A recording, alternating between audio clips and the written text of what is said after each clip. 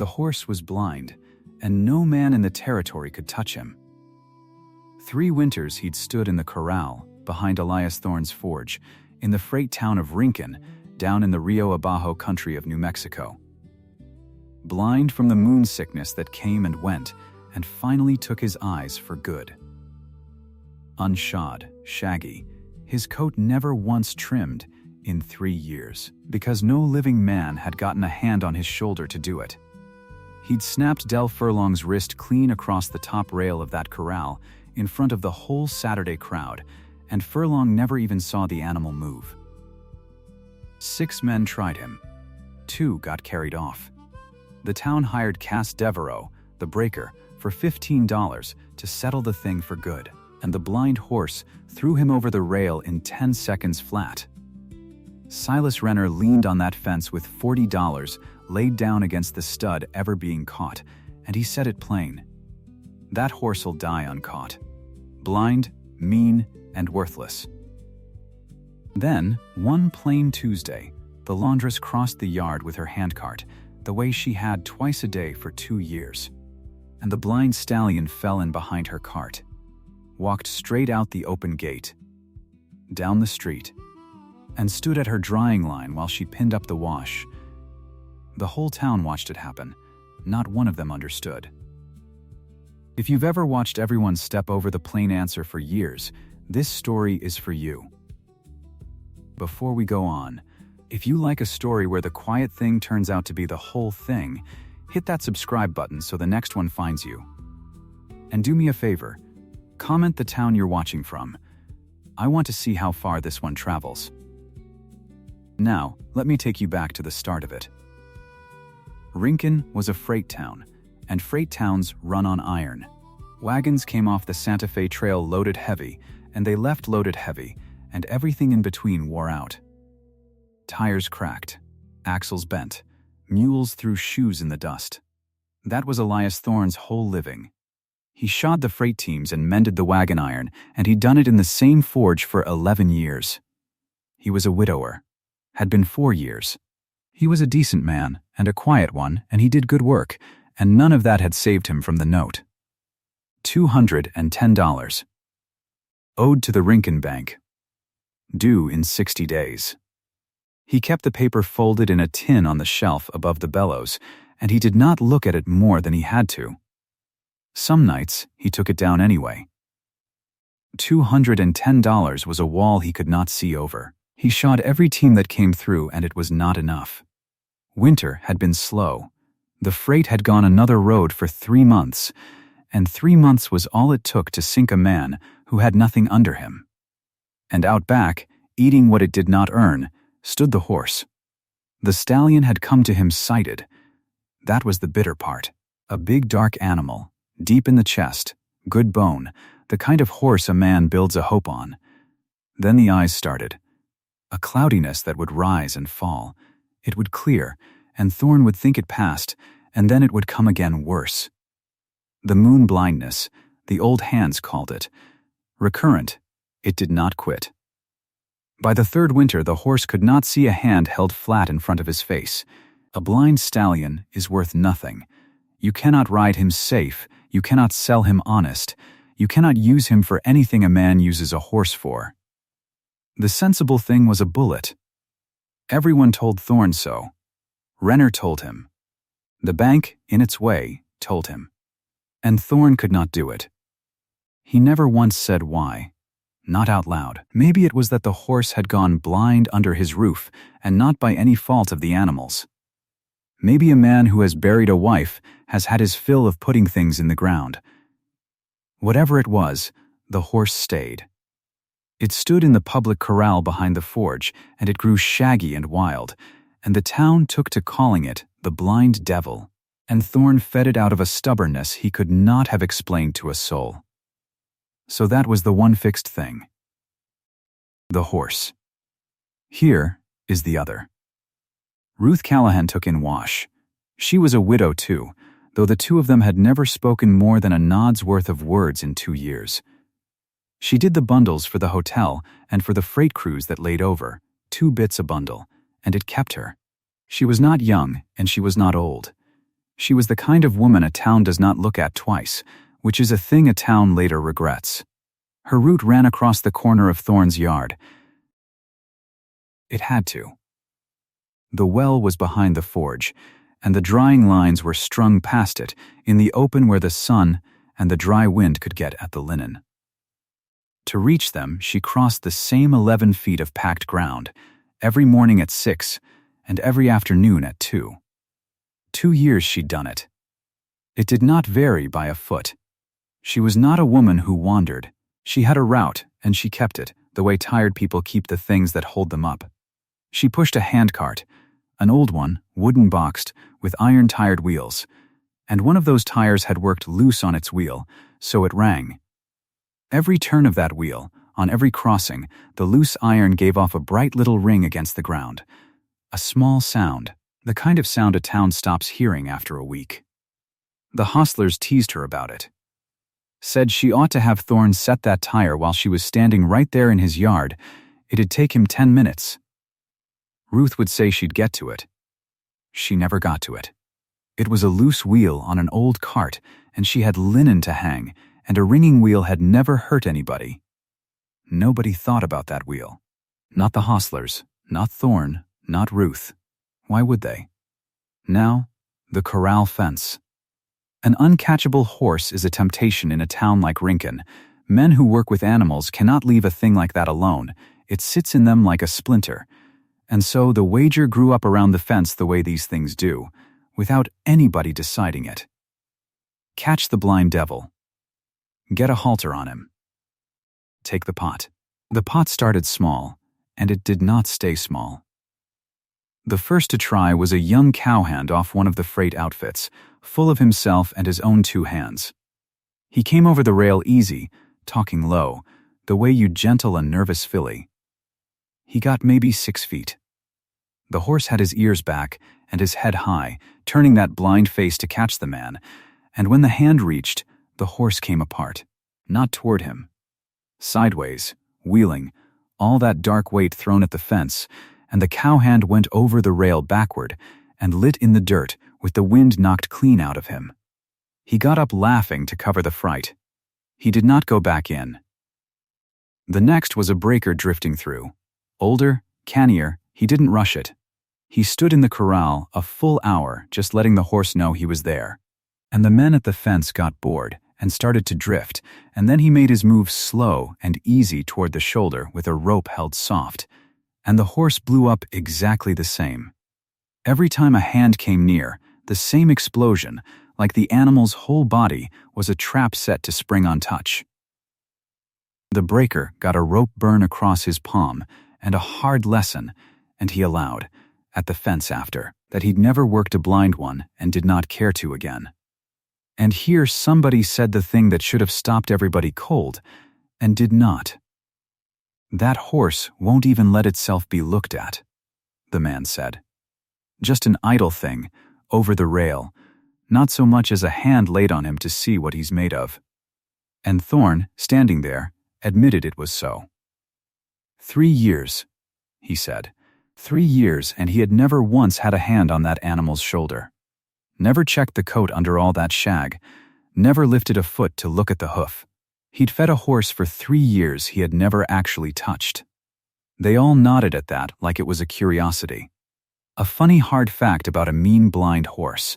Nobody heard what was inside it. That a horse no man can approach is a horse no man can examine. That whole town stepped right over it and went back to the betting. Renner booked the bets. He was the stock dealer, and he had the head for figures, and it suited him to hold the money and lay his own beside it. $40 on never caught. He said it easy and often, that $40, the way a man talks up a bet he is sure of, and every failed try made his 40 look better, and made the pot fatter, and Renner smiled his flat smile and wrote the names in his little book. He wanted that horse uncatchable. He'd have told you it was just money. It was not just money, but that comes later. Then came the big Saturday, and Devereaux, and the 10 seconds that everybody in Rincón would still be talking about a year on. Cass Devereaux was a horsebreaker by trade, and a showman by nature. He broke horses the old way, the hard way, all dominance and iron will, and he had a string of stories about outlaw animals he'd bent to his hand. The town put together $15 to bring him in and settle the blind devil once and for all, and he took the $15 like it was owed him, and he let it be known there'd be a show worth watching. The crowd was 3 deep at the rail. It was the most people that fence had ever held. Del Furlong was there with his wrist already in a splint from the week before, when the horse had caught him across the top rail. Renner was there with his book. Kids sat up on the posts. Somebody was selling something. It had the feel of a hanging or a horse race, that same low hum of a crowd that has come to see a thing broken. Devereaux went over the rail like he owned the ground. He had his rope and his swagger and his loud flat voice, and he came at the horse the way he'd have come at any horse, straight on, filling up the space, making himself big. Dominate it. Show it who was master. That was the only tool he had ever owned, and it had worked on 100 horses, and it worked on this one for about 10 seconds. Because the horse could not see him, could only hear him. A big loud thing bearing down out of the dark, hands coming from a place the animal could not fix, and everything in that horse that had been coiling tighter for 3 years let go at once. He did not throw Devereaux like a bronc throws a rider. He simply turned into him, all that weight, and Devereaux was airborne before he understood he'd lost, and he came down across the top rail with a sound the whole crowd felt in their own ribs and rolled off into the dirt on the outside of the fence. 10 seconds. Maybe less. He got up white and shaking and furious, the way a proud man gets when a crowd has watched him fail. He slapped the dust off his hat against his leg, hard, twice, and he pointed back over the rail at the horse standing trembling in the far corner, blind head high, sides heaving. Blind, mad, and worthless, Devereaux said, loud, so the whole crowd got it. Do the county a favor and shoot it. And Renner collected. Moved down the rail with his book and his flat smile, taking in the money, paying out on his own sure 40. Smug as a cat in cream. Everybody's eyes were on the money, or on Devereaux's shamed face, or on the horse. Almost everybody. Ruth Callahan was at the back of that crowd. She had not come to see it. She'd come to fetch a bundle, and gotten caught in the press, and she stood on her toes to see over shoulders, and where every other eye in Rincón was on the man or the money, hers were on the horse. She saw it trembling in the corner. Saw the blind head swinging, hunting the dark for where the danger had gone. Saw an animal that was not mad and not a devil, but only terrified, penned in a blackness with loud things that heard it coming from directions it could not name. She did not think anything clever. She was not a clever woman and never claimed to be. She just saw a frightened creature where everyone else saw a devil or a dollar, and something in her went quiet and sad, and then the crowd shifted, and she got her bundle and went home. She'd tell you later she did nothing. And she'd be right. That is the whole hinge of this thing, so hold on to it. She solved nothing. She figured nothing out. She just kept being what she'd been. After Devereaux, the town was done with the horse, not curious anymore. Done, a thing that had beaten the best breaker in the county in 10 seconds was not a puzzle to them now. It was a danger, and an eyesore, and a waste. And the mood turned hard. A buyer came through, the kind that follows bad luck around a country, and he offered Thorne a slaughter price. A few dollars for the meat and the hide, delivered to a packer. A pittance. The buyer said it plain, that a blind stud was worth killing weight and nothing over, and he'd take the trouble off Thorne's hands for the cost of the hauling, and Thorne, God help him, almost said yes. Understand where he was. The note was $210, and the days were running out under him like sand. The horse ate every day and earned nothing, and had now, publicly, half killed a man in front of the whole town. The whole of Rincón was telling him with one voice that the animal was worthless and dangerous and ought to be gone. There is only so long a decent, tired, frightened man can stand alone against a whole town telling him the sensible thing. He half agreed. He told the buyer to come back at the end of the week.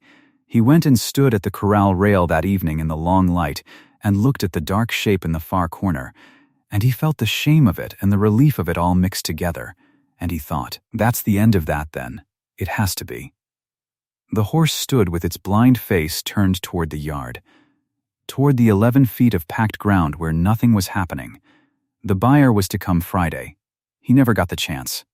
Because on Tuesday, the ordinary thing happened, and the ordinary thing turned out to be a miracle, or looked like one, which in a town is the same thing. It was 2 in the afternoon. The heat lay flat on the yard, and the town was slow with it. Ruth came the way she always came, pushing the handcart loaded with wet linen up from the well, crossing the corner of Thorne's yard toward the drying lines. The wheel rang, that bright little loose iron ring, turn after turn, the sound so worn into the day that not one soul heard it, and the blind stallion lifted his head. He'd been standing in the shade at the far side of the corral. The gate stood open. Thorne had been in and out with a barrow and had not latched it. Why would he? The horse never went near it. And the horse's head came up, and his ears came forward, hard forward, locked on something. And he moved. Not the wild explosion the town knew. Not that at all. He walked. Careful, blind, testing the ground, but he walked, straight across that corral to the open gate, and out of it, into the yard. And he fell in behind the cart. Ruth did not see him at first. She was leaning into the cart, pushing, watching the ruts. It was old Petrie's boy, passing on the road, who stopped dead and stared, and then somebody outside the mercantile stopped, and then it was as if the whole street turned to stone, one person at a time, because coming down the middle of Rincón, in the flat 2 o'clock heat, was the widow Callahan pushing her wash, and 8 feet behind her, matching her pace, blind head swinging low, walked the blind devil that no man in the territory could touch. Ruth felt the town go quiet before she understood why. She turned, and there he was. She stopped. And the horse stopped. She'd tell you her heart came up in her throat, a blind stallion that had thrown Cass Devereaux over a rail, loose in the street 8 feet off her back. She did not know what to do. So she did the thing she knew. She turned back to her cart, and she pushed on, slow, to the drying line, because the linen would sour in the sun if it sat wet, and the horse followed. All the way to the line. And when she stopped at the line and set the cart down, the horse stopped too, and stood. Blind, quiet, enormous, patient, not 4 feet from a woman who had never once laid a hand on him, standing easier than he had stood in 3 years, while she reached into the cart with shaking fingers and began. Because she did not know what else on earth to do, to pin up the wash. The whole street watched her hang linen next to a devil. Nobody understood it. Of course they didn't. What they had, right in front of them, was the thing they had been staring past for 2 years, and they could not see it because it did not look like an answer. It looked like a wonder. So, they called it one. By nightfall it was all over Rincón. The widow Callahan had a gift. She'd charmed the blind devil. Some said she had a way with animals, a quiet hand, a thing you're born with. Some of the more church-minded said something softer than that, and meant it kindly. Renner heard it at the fence, and his flat smile went a degree flatter, though nobody was watching his face just then. Devereaux heard it, and said something ugly and short. Thorne heard it, and did not know what to make of it at all, except that the buyer coming Friday now felt like a thing he could not do. And Ruth. Ruth heard the whole town decide she had a gift, and she knew she didn't. That is what nobody understood about her. She was the only one in Rincón not fooled by her own miracle, because she'd been inside it and knew there was nothing there. She hadn't called the horse. She hadn't reached for him, or gentled him, or breathed some magic at him. She had pushed a cart of wet wash to a line, the way she had 1,000 times, and a blind horse had walked behind her. And she had no more notion of why than the men at the fence did. Less, maybe, she'd tell you flat, if you asked, that she'd done nothing, and she'd have been telling the exact truth, and it was the exact truth that nobody in that town could bear to hear. A miracle is easier to swallow than a plain answer standing in plain sight. So here is what Ruth did on Wednesday morning, and I want you to sit with how small it was, because it is the whole turn of this story and it looks like nothing at all. She got up. She got her wash. She came at 6, the same as always. She did not come early to test it. She did not bring a crowd. She did not put a rope in the cart, or a treat in her pocket, or any of the things a person does when they've decided they've got a gift to work. She crossed the corner of Thorne's yard on the same 11 feet of packed ground she always crossed, pushing the cart, the wheel ringing, unhurried, unchanged, and the horse followed her again. And she let him. And she hung her wash. And she went home. She did not try to catch him. Not once. Not that morning. Not that afternoon. Not the day after. Everybody in Rincón, if they'd been handed what looked like control over that animal, would have tried to use it, to halter him, to sell him, to show the town, to win the pot. Ruth used it for nothing. She simply went on being the one thing in that yard that never changed. Same ground. Same hours. Same ringing wheel. The exact opposite of everything Devereaux had done, everything all 6 of them had done. She did not master the horse. She just kept her promise to the yard, the same promise she'd been keeping without knowing it for 2 years, that she would be where she'd been, when she'd been there, doing what she always did. And that, and only that, was the thing that had ever worked on that horse, in 3 years. The one thing. Now Thorne was a blacksmith, and not a fool, and he'd been standing at that rail every one of those mornings, watching, and somewhere in there he stopped. He'd been doing what everybody did, reaching for the easy word. Tameness. She's tamed him. She's got the gift. She's gentled the blind devil. He'd been reaching for that word because it was the word the whole town was using, and it fit the shape of what he saw. But Thorne was a man who worked with his hands, and a man who works with his hands knows the difference between a thing that is so and a word that only sounds like it's so. And tameness did not sit right. He'd watched Ruth for 3 days now. She didn't do anything. She never spoke to the horse, never touched him, never so much as looked at him half the time. She was busy with her wash. If it was tameness, it was the strangest tameness he'd ever seen, because the woman wasn't doing a blessed thing to earn it. So on the 3rd morning, Thorne did the thing that no one in Rincón had done in 3 years. He stopped trying to explain the horse, and he started to listen to it. He stood at the rail with his arms crossed, and he watched, not the woman, not the miracle, but the animal, the blind head, where it turned, what it turned toward, when it moved, and when it stood. He let go of every clever word he'd been reaching for, and he just watched the horse be a horse. And he waited to see what it was actually doing. The horse crossed the yard behind the cart. Thorne watched its head, and what he saw did not make his skin crawl right away. It came slower than that, the way the worst understandings do, one small wrong thing at a time. The head wasn't tracking the woman. He was almost sure of it now. When Ruth stepped one way and the cart went another, the blind head stayed with the cart. When she spoke, the once or twice she spoke, the ears didn't move. The ears were locked on something else. Low, down by the wheel. Thorne stood at that rail with the morning coming up gray over the freight road, and he felt the first cold edge of a thing he did not have words for yet, a thing that was going to turn this whole town's miracle inside out.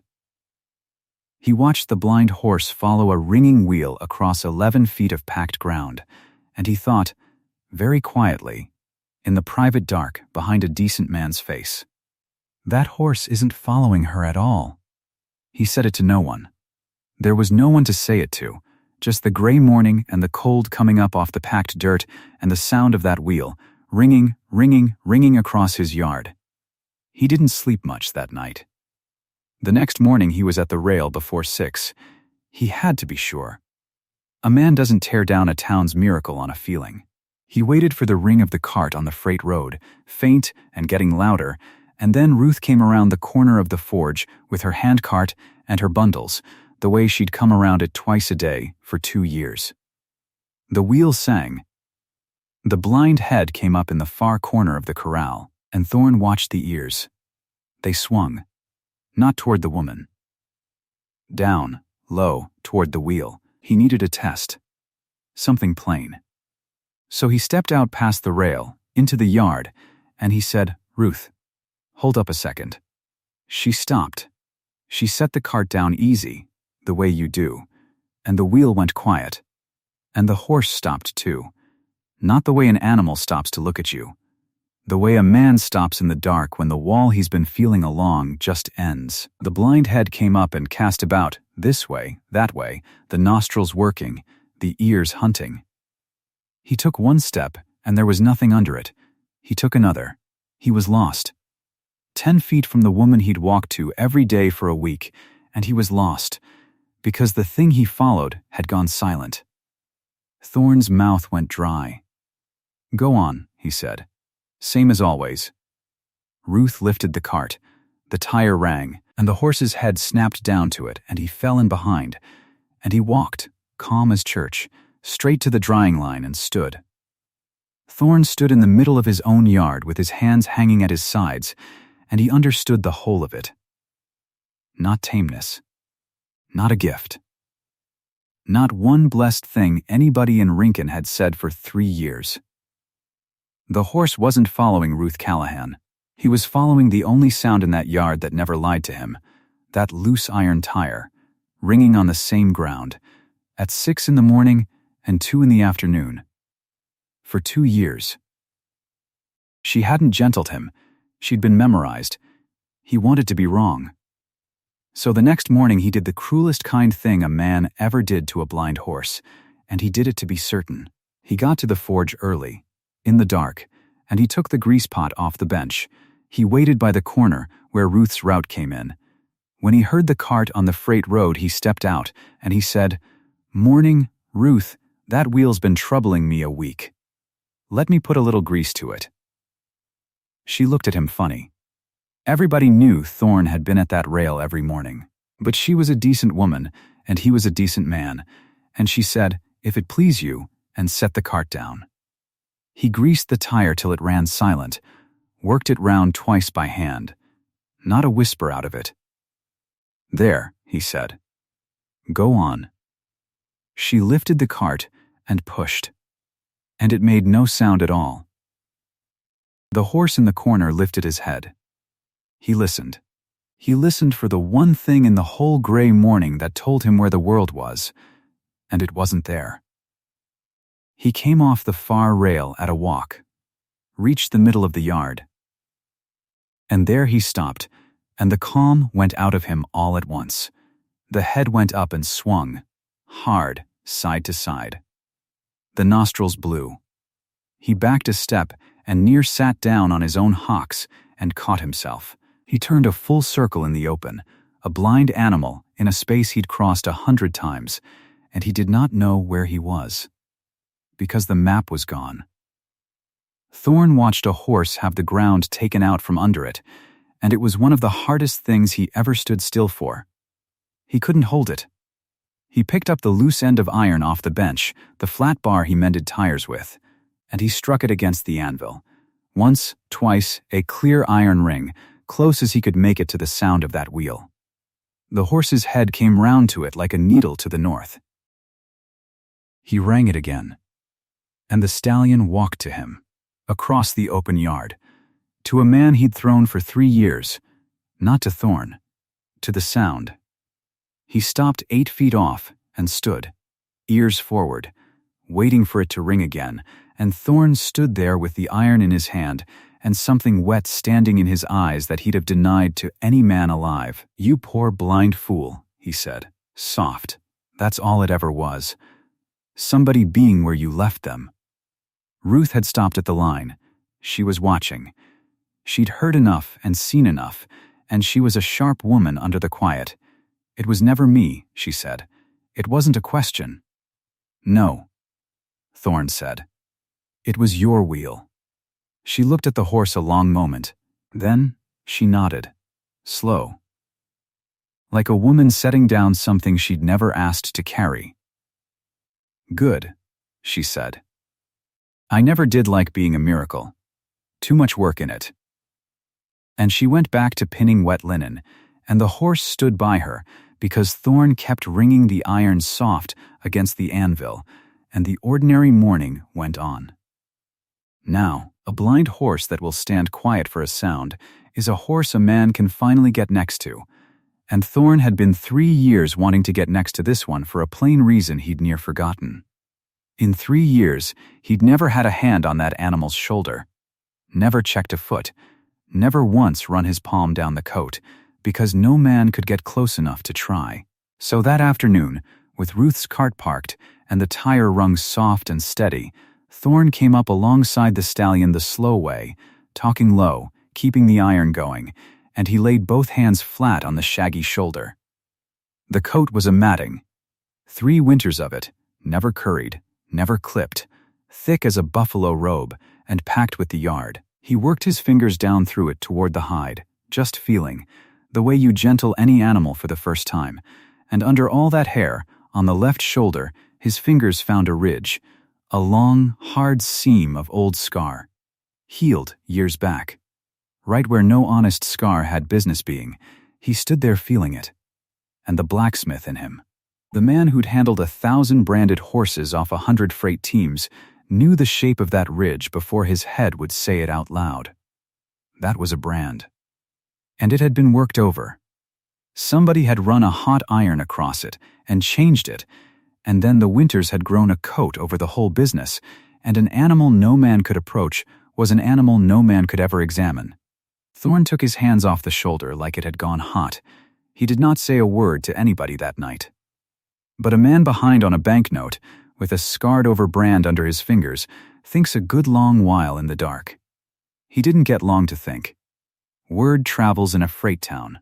By the end of the week, everybody in Rincón knew Thorne had his hands on the blind devil, and the horse was standing to be handled.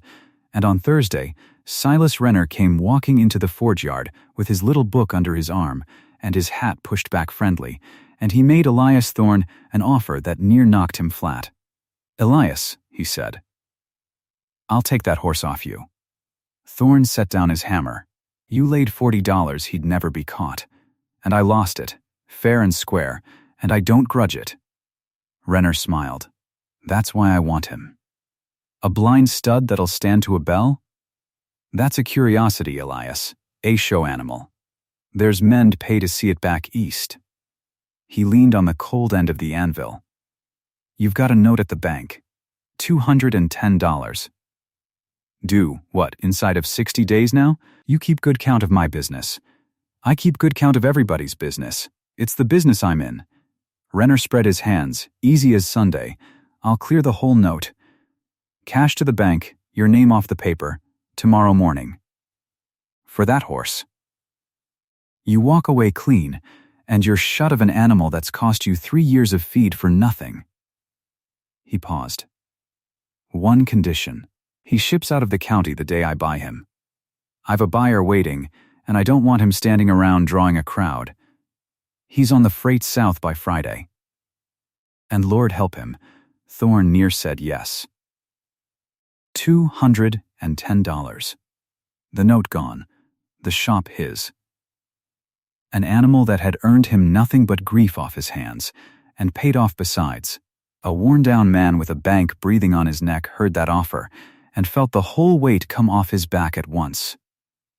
He almost put his hand out. What stopped him was small. It was the shoulder. It was that ridge of scar he'd felt under the coat, and it was the way Renner said out of the county and by Friday, quick and quiet, The way a man says a thing he's already decided you won't look at too close. "Let's load him then," Renner said. "Easy," and there was a freight wagon already coming up the road, which was a fast thing for a horse a man only just offered to buy.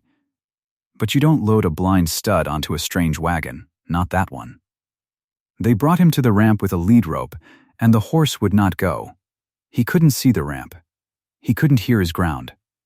He set his feet and blew, and would not put a hoof on the boards, and no man there was fool enough to fight him up it. And in the standing around of that, in the delay while Renner's face got tight, and the freight driver spat, and the horse trembled at the foot of a ramp he couldn't read, something settled in Elias Thorne, cold and plain. "Silas," he said, "I'll not sell him today." Renner turned. The friendly went thin around the edges. "Elias, the note, I know the note better than you do. I'm the one signed it." Thorne wiped his hands slow on his apron. "There's a brand on this horse. Under the coat. Worked over with a running iron, or I've never seen one in 11 years at this anvil." He watched Renner's face when he said it. He watched close. "I'll not sell a branded horse out of the county till the brand's been read proper. That's the law, and it's plain sense besides. I'm sending to the inspector." For just a second, half of one, Silas Renner's easy dropped clean off his face, and what was under it was not a stock dealer who'd lost $40. It was a man looking at a door he'd nailed shut 2 years back, swinging open. Then the smile came back on. "Suit yourself," he said. "Sentimental. It'll cost you your shop." And he took his little book and he walked out of the yard. And he did not walk slow. Thorne sent a boy south to the county seat that same hour for Amos Petrie, the territorial stock inspector, and word came back that Petrie would ride up Saturday. So it was a Saturday again. Same as the day Devereaux got thrown. Same corral, same fence, same men leaning on it. Del Furlong was there with his wrist still in the splint. Cass Devereaux was there, off to the side, arms crossed, that swagger on him gone a little sour. Renner stood at the far end of the fence with his book shut under his arm, and he was not smiling now. The whole town turned out, because the whole town had a stake in the miracle, and rumor had it Thorne meant to break it in front of God and everybody. Amos Petrie sat his horse at the rail, a spare gray man with the brand book open across his saddle, and he had the look of a fellow who'd seen every kind of horse trouble there was and been bored by most of it. Thorne stood in the middle of the corral. He had the flat iron bar in his hand. "Ruth," he said. "When you're ready." And Ruth Callahan pushed her handcart across the corner of the yard, plain as any Tuesday, and the loose tire rang. The blind stud came off the rail and fell in behind the cart. The crowd went quiet, then it made that sound a crowd makes when it sees the miracle it came for. There he goes. Follows her like a lamb. Something in that woman. Thorne let them have it a moment. Then, he lifted his hand. "Hold up, Ruth," she set the cart. The wheel went silent. The horse stopped in the open and cast about, lost, the way Thorne knew he would. The crowd's murmur changed, turned uneasy. "Now watch," Thorne said, and his voice carried flat across the corral. He walked to the cart and he took the grease pot off the top of it, right there in front of every man at that fence. And he greased the loose tire till it ran dead silent, worked it round twice by hand so they could all see it made no sound. "Go on, Ruth." She pushed the cart. It rolled without a whisper. And the blind horse, 3 feet from the woman the whole town called his miracle, did not follow. He couldn't find her. He stood in the open ground and swung his head and blew, and turned his blind circle. And 80 people watched a miracle come apart in front of them, and not one of them breathed. Then Thorne rang the iron. He struck the flat bar on the top rail, one clear note, close as anvil could come to that ringing wheel. And the stallion's head came round to it, and the horse walked to Thorne across the open corral, to a man who'd never held him, and stood 8 feet off waiting for the sound to come again. Nobody said one word. Thorne turned and faced the fence. Furlong with his splint, Devereaux with his crossed arms. The betters, Renner at the end. No man here could catch him, Thorne said, and he said it quiet, flat, the way you say a thing you're sure of, because every one of you came at him with your hands, out of the dark, at a blind animal, hands from nowhere. And he did the only thing a blind animal can do about hands from nowhere. He fought them. He let that sit. She never tried to touch him. Not once in 2 years. She came at him with the same 11 feet of ground and the same ring of iron twice a day, and she never once reached for him. That's all he ever needed. Somebody to be where he left them. Down the fence, Cass Devereaux's head went down. Slow, the man who broke horses by breaking them, hearing out loud why he'd hit the dirt in 10 seconds. That dominance was the one tool in his whole box, and it was the exact tool that lost. 10 seconds, somebody near him said, "Not unkind, just wondering." Devereaux didn't answer. "I always said," muttered a man at the fence, "there was something off about that horse." Which was a lie, and everybody knew it, and the pot at the corral fence had just become a thing no man could collect, because you can't win a bet on catching a horse that only ever needed being left alone. But Thorne wasn't finished, and this was the part he'd sent 40 miles for. "Amos," he said, "you'll want to see this in the ordinary way." Petrie swung down off his horse with the brand book under his arm and came into the corral.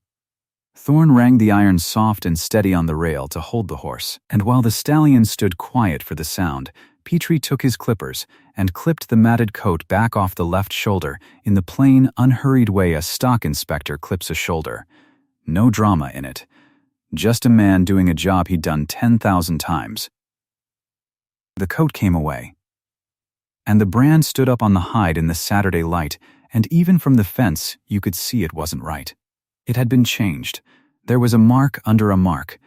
Somebody had taken a running iron to the first brand and worked new lines over it to make it read different, and the old brand still showed plain underneath the new, the way an old brand always will if a man knows to look, because the hide remembers the first iron. Petrie bent over it a long time. He held the book open beside the shoulder. He looked from the hide to the page and back, and the corral was so quiet you could hear the wash snapping on Ruth's line down the street. Then he straightened up.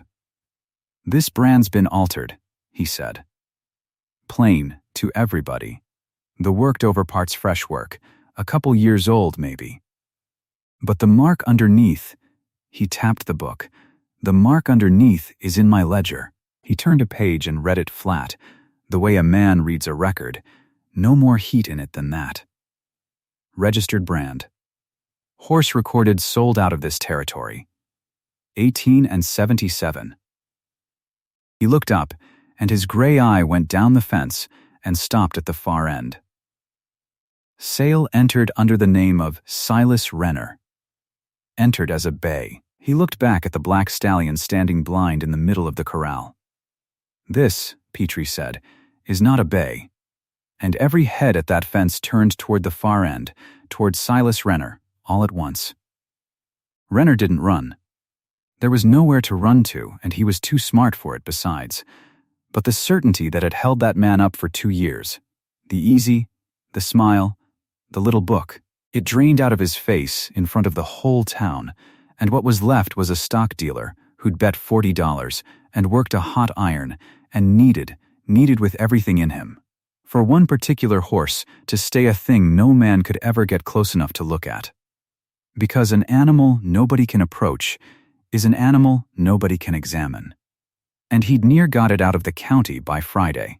He'd been one blind horse's refusal of a wagon ramp away from clean. He opened his mouth. Nothing worth saying came out of it. "I'll want to ask you some questions, Silas," Petrie said, mild as milk, closing his book. "About a bay you sold in 77, and this horse isn't to leave the county till they're answered." He didn't raise his voice. He didn't have to. That was the whole machinery of it. Right there, a book.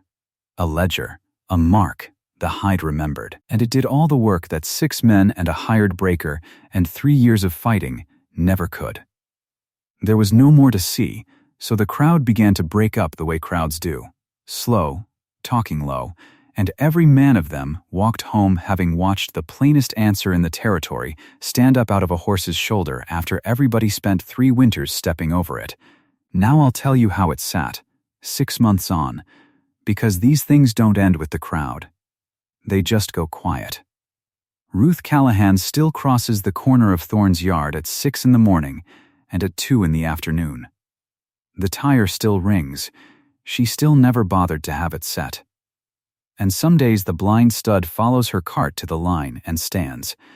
And some days he doesn't. And it took Rincón a while to make its peace with that, because a town does love a miracle and hates to give one back. But that's the truth of it, and it was always the truth of it. He never loved her. He never chose her. He only ever knew where she'd be. That's not a small thing for a blind animal. It's just not a miracle. Elias Thorne's shop is his own again. Renner's scheme to buy the horse and ship it out by Friday collapsed the day that brand came up in the light, and with it the pressure that was going to cost Thorne his forge, because a stallion a man can finally handle, a horse that'll stand to a bell and be led and be looked at, is a horse a man can keep or place honest, and no bank takes a shop off a man who's found his feet. The note got paid the slow, plain way. The right way. No 40-mile scheme in it. The horse wasn't shot, wasn't sold south for slaughter weight, wasn't anybody's devil, and wasn't anybody's miracle. He's just a blind animal that can, at last, be curried and shod and stood next to, which is all any horse ever asks of the world, to know where the world is. Silas Renner sold his interest in the corral by the fall, and he does his betting in another county now. Cass Devereaux stopped by the fence once or twice after, but he never stopped long, and he never said much, and the swagger on him was a quieter thing than it had been. The pot never did get collected. You can't pay a man for catching a horse that only wanted leaving be. As for the bay that Silas Renner sold out of the territory in 1877, the one the ledger says went south under his name, the one whose brand ended up worked over on the shoulder of a blind stud in a New Mexico corral, whatever became of it, the record doesn't say. Petrie's questions are Petrie's business, and the book only tells what the book knows. This story won't pretend to know the rest. Some doors you open just far enough to prove they're there. But I'll leave you the thing Thorne said, standing in his yard one evening after, watching that cart cross the corner, and the tire ring and the blind head come up to it, same as ever. The answer was crossing my yard twice a day for 2 years, he said. Same 11 feet of ground. Same ring of iron. Right out in the open, where any fool could have heard it. He shook his head slow. And it took us 3 winters to think of listening. That's the whole of it. Everybody in Rincón spent 3 years trying to master that horse, and the woman who solved him never tried to solve a thing. She just kept being where she said she'd be. There's more sense in that than in all the breaking and betting the territory ever did. So if you've ever watched a whole town step over the plain answer for years, if you've ever been the one quiet thing that somebody, somewhere, was steering by without either of you knowing it, then you already understand this horse better than Rincón did. Tell me the town you're watching from. I'd like to know how far this one travels.